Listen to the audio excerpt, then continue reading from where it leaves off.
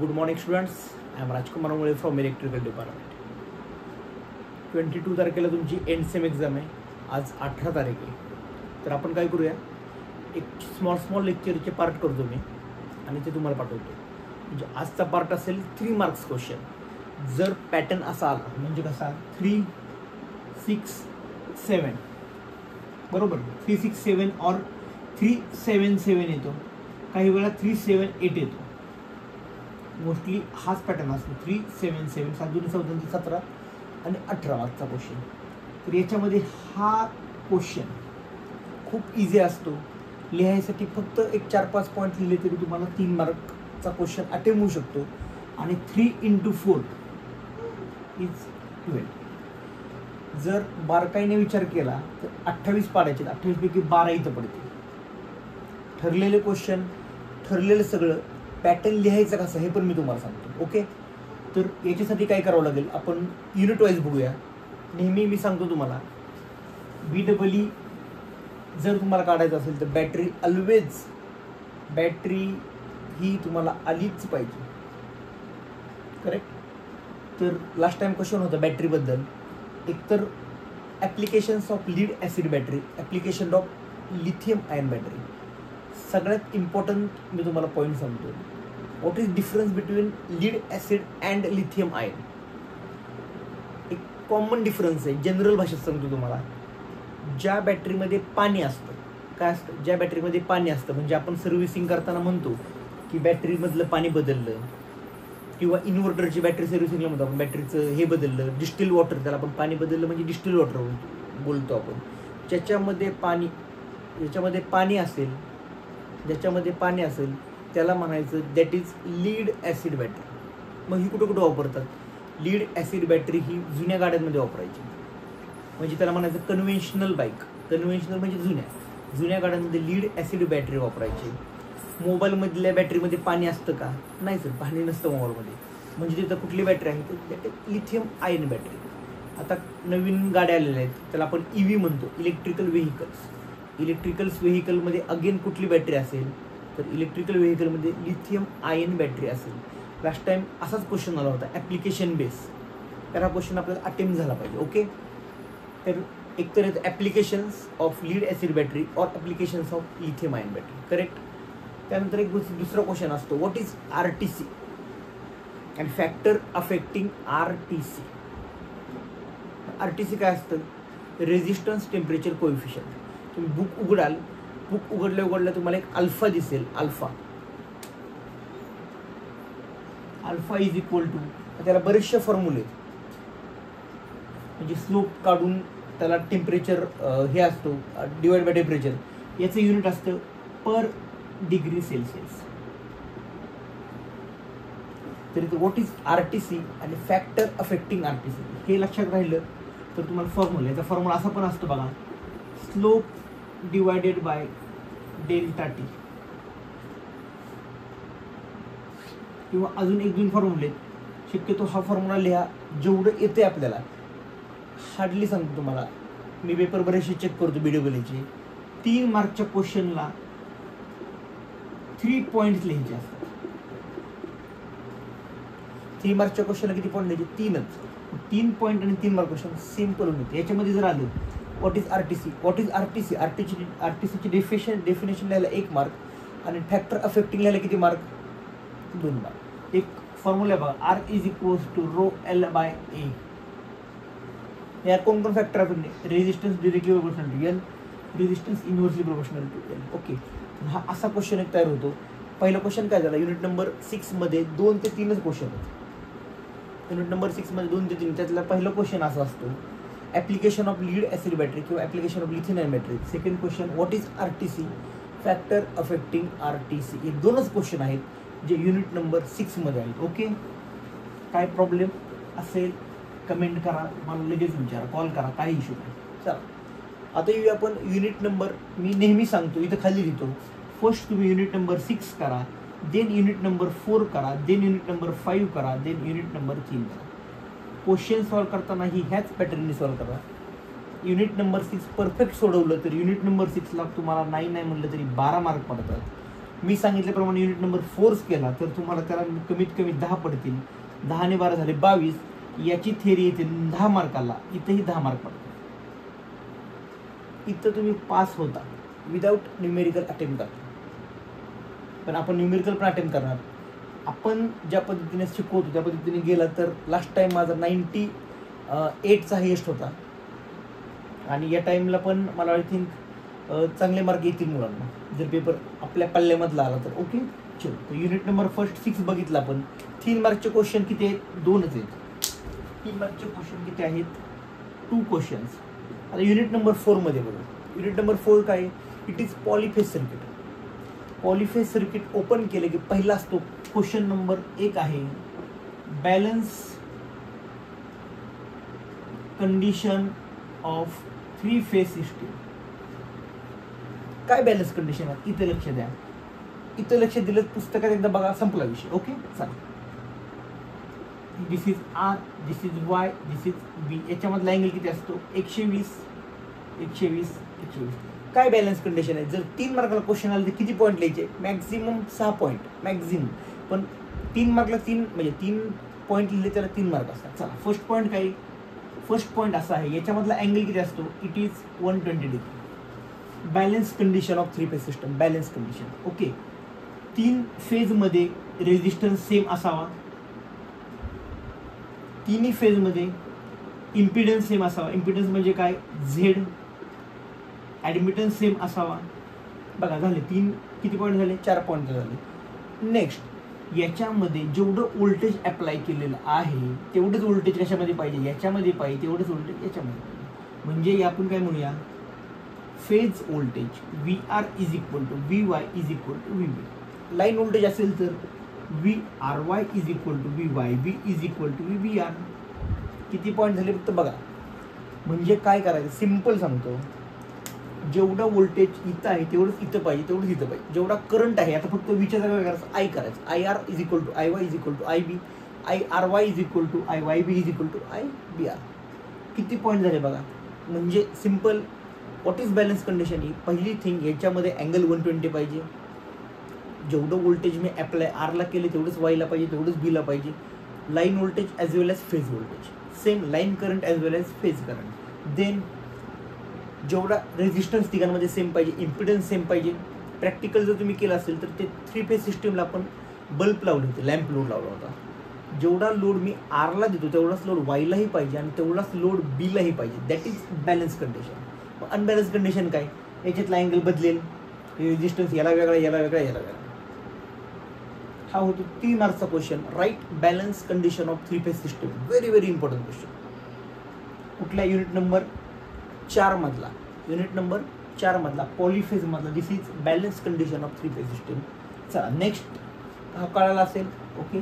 थोडंसं पटपट पटपट घ्यावं लागेल आपल्याला. तुम्ही पटपट पटपट गेन करा. काय करायचं हे समजून घ्या आणि नंतर तुम्ही सॉल्व्ह करा किंवा नंतर बुक उघडून बघा. त्या जरा first question balance condition. Second question असतो फेज सिक्वेन्स.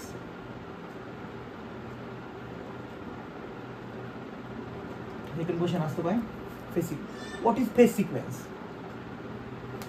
फेज सिक्वेन्स म्हणजे असा सिक्वेन्स ज्याच्यामध्ये मला मॅक्झिमम पॉवर काढता येते. काय करता येते? Maximum power. हा फेज सिक्वेन्स असतो आर वाय. रानामधली मोटर उलटी जोडली म्हणजे काय होतं माहिती आहे का? रानामधली मोटर उलटी फिरते का? हा फेज सिक्वेन्स चुकला तर उलटी फिरते. मग माणूस म्हणतो ती वायर उलटी लावली का बघ. याचा अर्थ काय होतो? 3 असतात. फर्स्ट असतो positive phase sequence, then second negative phase sequence, third zero phase sequence. Positive phase sequence म्हणजे काय? इथं लगेच डायग्राम काढतो. हे बुकमध्ये ॲज इट इज काढा बरं का. बुकमध्ये ॲज इट इज काढा. आर वाय बी घेतलं आणि त्याला जर अँटी क्लॉकवाईज डिरेक्शनने आपण फिरवलं तर काय होतं बघा. इथं रेफरन्स असेल तर आर, नंतर काय येईल अँटी क्लॉकवाईजने वाय येईल, नंतर बी येईल. आता हेच सेम ही डायग्राम याला क्लॉकवाईजने फिरवा. पेन चेंज करतो कळेल तुम्हाला. काय करा? याला क्लॉकवाईजने चेंज करा. होईल काय? तर सर पहिल्यांदा क्लॉकवाईजने समजा चेंज केलं. रेफरन्सला माझा काही आर आहे. क्लॉकवाईजने होईल पहिल्यांदा R B Y. That is negative phase sequence. आणि 0 फेज सिक्वेन्स म्हणजे कसा असतो, जे एकमेकांना तीनही पॅरलल असतात, म्हणजे याच्यामध्ये अँगलच नसतो, हा असतो 0 फेज सिक्वेन्स. फेज सिक्वेन्स म्हणजे काय, डेफिनेशन फेज सिक्वेन्सची एक, दिन type, positive phase sequence, negative phase sequence, 0 phase sequence. बिंदास हा डायग्राम काढा, ही डायग्राम सिंगलला काढली, इथं पण ही डायग्राम काढा, थोडी एक्सप्लेन करा, इथं ही डायग्राम काढा, एक्सप्लेन करा. That is phase sequence. Unit number 4चा ए पार्टमध्ये बघा, युनिट नंबर 4चा ए पार्टमध्ये हे 2 क्वेश्चन व्हेरी व्हेरी इम्पॉर्टंट, तुम्हाला पेपरमध्ये एक क्वेश्चन गॅरंटेड दिसला. ओके, चला, तर आता हा झाला फेज सिक्वेन्सचा. आता नेक्स्ट बघूया आपण.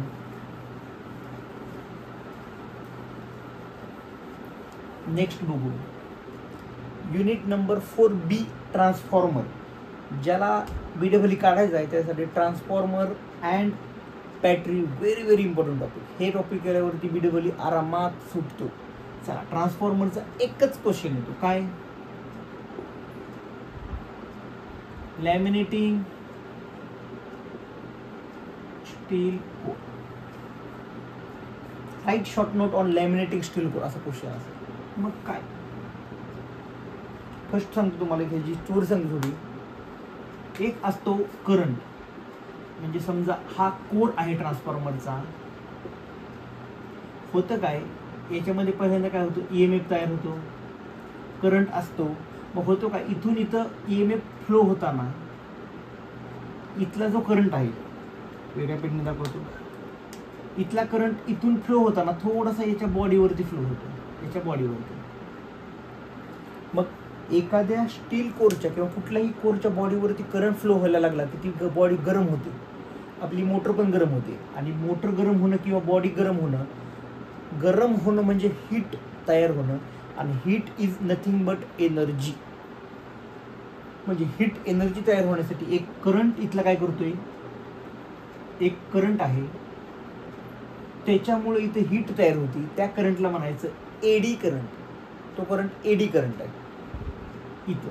मग त्यासाठी काय करावं लागेल, जुन्या काळात आपण मोबाईलला लॅमिनेशन करायचो किंवा डॉक्युमेंटला लॅमिनेशन करतो का, डॉक्युमेंट खराब होऊ नये म्हणून. सेम इथं जी कोर आहे, इथं ही लॅमिनेशन कोर, याला पण आपण काय करतो, म्हणजे ह्या कोरला काय करतो, लॅमिनेट करतो प्लास्टिकने. प्लास्टिक लॅमिनेट केल्यावर तेव्हा करंट फ्लो होईल का, नाही. कारण का, sir plastic is a good conductor of electricity. Plastic bad conductor असतं. ओके, प्लास्टिक बॅड कंडक्टर असल्यामुळे काय होईल, इथं करंट फ्लो होणार नाही. हां, म्हणून आपण वापरतो स्टील कोर. हे थेरी थोडीशी लिहिली, याच्यात खाली टाईप्स. फर्स्ट आहे आय टाईप, म्हणजे काय, हे असे आय घ्यायची 4, that is I type. Second आहे एल टाईप, म्हणजे काय, हा एक असा एल असतो, तर एक कसा असतो, असा. मग ह्या एलला असा थोडासा डार्क करा, याला सोडा, नेक्स्ट टाइम याला डार्क करा, याला सोडा, ही डायग्राम पुन्हा खाली काढायची. ओके, आणि तिसरा असतो ई टाईप. ई टाईप म्हणजे काय, उलटा काढला असं, दॅट इज ई टाईप. हे काय असतं, तर असे कोर वापरतो जे ऑलरेडी लॅमिनेशन असतात. मग अशा हे लॅमिनेटिंग कोर वापरून आपण हा कोर तयार केला, तर त्याच्यामुळे एडी करंट लॉस कमी होतो. ओके, जर तुम्हाला आता लॉसेसमध्ये पण आहे, ट्रान्सफॉर्मर लॉसेस 6 मार्काचा क्वेश्चन 100% येतो, त्यामध्ये पण हे तुम्हाला उपयोगाचं पडतं. तर हा आहे लॅमिनेटिंग स्टील कोर. म्हणजे युनिट नंबर 4 मध्ये किती क्वेश्चन बघितले, सर युनिट नंबर 4 मध्ये 3 क्वेश्चन बघितले. फर्स्ट क्वेश्चन कुठला होता, फर्स्ट होता बॅलन्स कंडिशन. सेकंड क्वेश्चन कुठला होता, first balance condition, second phase sequence, आणि थर्ड लॅमिनेटिंग स्टील कोर. याच्या व्यतिरिक्त युनिट नंबर 4 मध्ये 3 मार्कासाठी काहीही वेगळं येत नाही. काय अडचण असेल विचार, हे रफ करू.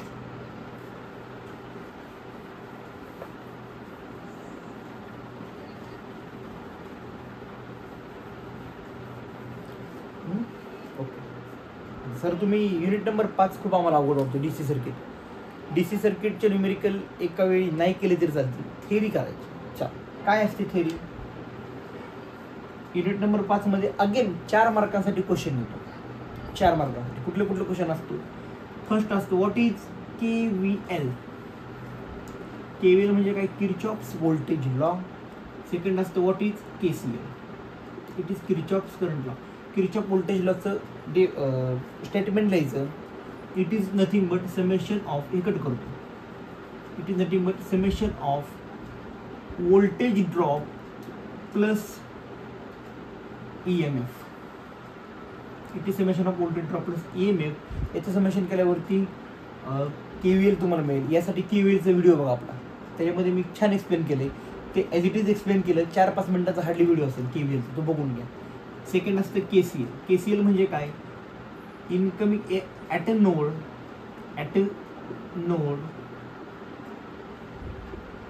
समजा हा I1 असेल, हा I2 असेल, हा I3 असेल, हा I4 असेल, हा I4 असेल. At a node incoming current is equal to outgoing current. Incoming किती आहेत तेवढे आउटगोईंग बघा.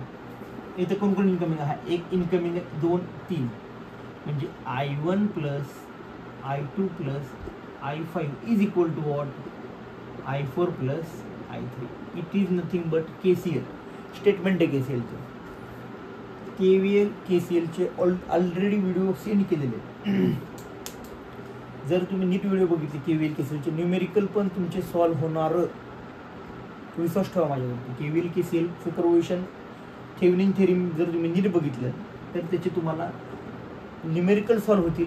अगेन 3-4 मार्काचे क्वेश्चन पण अटेम्प्ट होतील. ओके, चला, हा 1-2 क्वेश्चन झाले.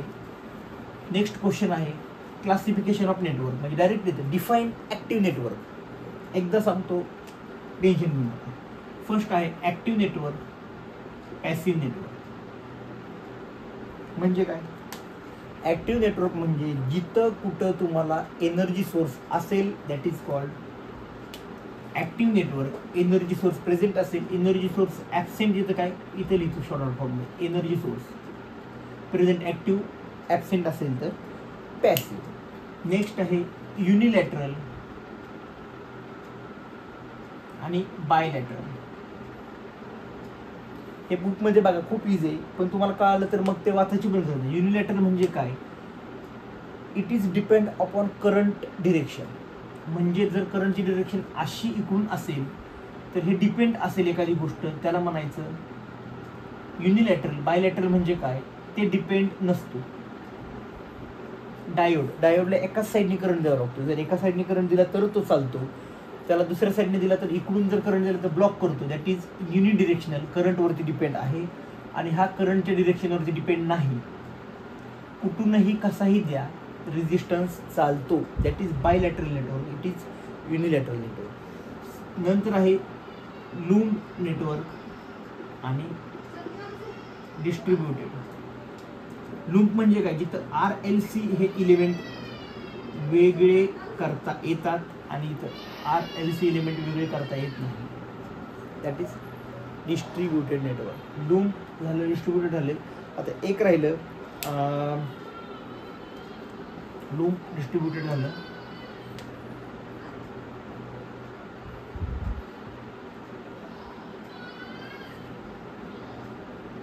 ते एक मिनिट,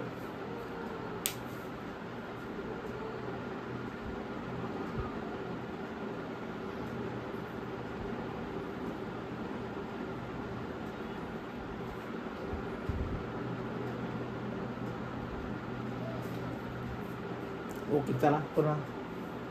लूप झालं, डिस्ट्रीब्युटेड झालं. एक असतं लिनियर आणि नॉन लिनियर.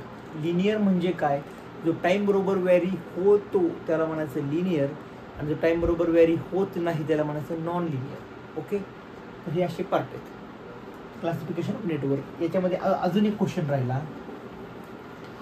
म्हणजे काही क्वेश्चन पेपरमध्ये हे डेफिनेशन डायरेक्ट 6 किंवा 7 मार्काला विचारलेले आहेत. आत्ताचे केलेल्या डायरेक्ट 6 किंवा 7 मार्काचा. लास्ट एक क्वेश्चन राहिला, तो म्हणजे सोर्स, टाईप्स ऑफ सोर्सेस वगैरे विचारतात. एक असतो व्होल्टेज सोर्स, एक असतो करंट सोर्स. व्होल्टेज म्हणजे 2 टाईप, एक असतो आयडियल, एक असतो practical. Same meter, ideal, practical. काय जास्त टेन्शन घ्यायचं ना, डायरेक्ट डायग्राम काढायची. आयडियल म्हणजे ज्याच्यामध्ये लॉस नसतो असा आयडियल, प्रॅक्टिकल म्हणजे ज्याच्यामध्ये लॉस असतो. ओके, इथं same ideal I, practical. Practical म्हणजे खाली, का तर त्याच्यामध्ये लॉस असतो. ह्या 4 डायग्राम काढल्या, विषय संपल्याच्या काळात थोडी थिअरी आहे. Okay, this is complete of unit number 5. किती क्वेश्चन होते? त्या डेफिनेशन्स एक, हे एक, आणि KVL KCL एक. हे झाले तुमचे जवळपास 4 क्वेश्चन. ओके,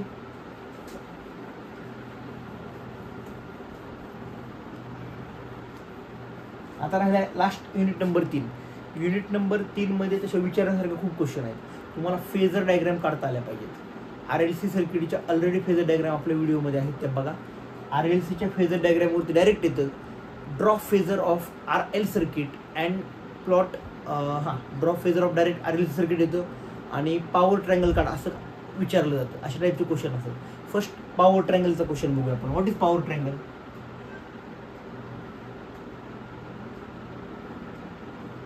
समजा थिटा हा विचार केला, समोरचा साईन, कडचा कॉस. साईन कॉस ही VI cos, VI sine. It is active source unit watt, it is reactive source unit VAR, it is apparent unit VA. हे काढता आलं पाहिजे आणि हे एक्सप्लेन करता आलं पाहिजे. एक्सप्लेन म्हणजे काय? ह्या डायग्रामवरून सगळं. ॲक्टिव्ह सोर्स म्हणजे मराठीमध्ये मी चांगलं सांगतो याचं. ॲक्टिव्ह सोर्स म्हणजे लागणारी ऊर्जा, ॲपेरंट सोर्स म्हणजे तयार केलेली ऊर्जा, आणि रिॲक्टिव्ह सोर्स म्हणजे अडथळा निर्माण करणारी ऊर्जा. नोट्स बघा किंवा बुक बघा, हा तुम्हाला कळून जाईल काय. ओके, हा एक झाला. आणि युनिट नंबर 3 मध्ये हा क्वेश्चन व्हेरी व्हेरी इम्पॉर्टंट. आणि दुसरा क्वेश्चन असा असतो डायरेक्ट की RL सर्किटचं फेजर काढा, RC सर्किटचे फेजर काढा. म्हणजे याच्यामध्ये नियरली 1 ते 2 क्वेश्चन आहेत 3 मार्कासाठी. म्हणजे आता 3 मार्काचे क्वेश्चन आपले जवळपास कंप्लीट झालेत. किती क्वेश्चन आहेत? 4 आणि 3 7, 2 9 आणि 2 11. म्हणजे 11 और 12 घ्या. चला, या 12 पैकी पेपरमध्ये 4 येणार आणि तुम्हाला 3 मार्काला 1. म्हणजे हे 12 क्वेश्चन ऑलरेडी 12 मार्क देऊन जातात. हे 12 क्वेश्चन 12 मार्क देऊन जातील. 11च क्वेश्चन आहेत, 12 धरला पण एक्स्ट्रा. 12 क्वेश्चन 12 मार्क देऊन जातील. त्यामुळं हे 3 मार्क्स क्वेश्चनला कमी समजू नका. पास होण्यासाठी very very very very important. याच्या पुढं काय स्टार करायचे ते करून घ्या. आणि ह्या क्वेश्चनमध्ये काय अडचण असेल तर मला कमेंट करा, लगेच कमेंट करा. रात्री व्हिडिओ लगेच टाकतो मी. आता इथून किती वाजले? 1 वाजले रात्रीचे. आता 1 वाजता व्हिडिओ अपलोड करतो, 2 वाजेपर्यंत होईल अपलोड व्हिडिओ. काही अडचण आली बिंदास कमेंट करा, मी बघत राहील. BWचा पेपर होईपर्यंत ती जबाबदारी माझ्यावरती. तुम्हाला पास करणं ही जबाबदारी माझ्यावरती. जे सांगतो ते प्रॉपर करा. अगदी हार्डली 2-3 दिवसामध्ये तुम्हाला BW इझी वाटेल. तुम्ही न्यूमेरिकल सॉल्व करा. फर्स्ट आपण बेसिक बघू. आता उद्याचा व्हिडिओ असेल तो आपला उद्या सकाळी, किंवा मी आता शूटिंग करून ठेवले होते रातचा व्हिडिओ, तर तो व्हिडिओ असेल तुमचा थिअरी क्वेश्चन्स काय असतील. तर असेच पटपट थिअरी क्वेश्चन आपण डिस्कस करू. डिस्कशन करण्याने होईल काय? एकदा तुम्ही क्वेश्चन्स हे डिस्कस केले, त्यानंतर बुकमध्ये बघितले, पुन्हा तुम्हाला बघायची गरज पडणार नाही. आणि आपण मराठी माध्यमिकचे मुलं आहोत और इंग्लिश मिडियमचे असू द्या, लिहून BWचा अभ्यास करा. पेपर लिहिता येत नाही. ओके, सो जास्त नको वेळ घालवायला. All the very best and thank you. Good night.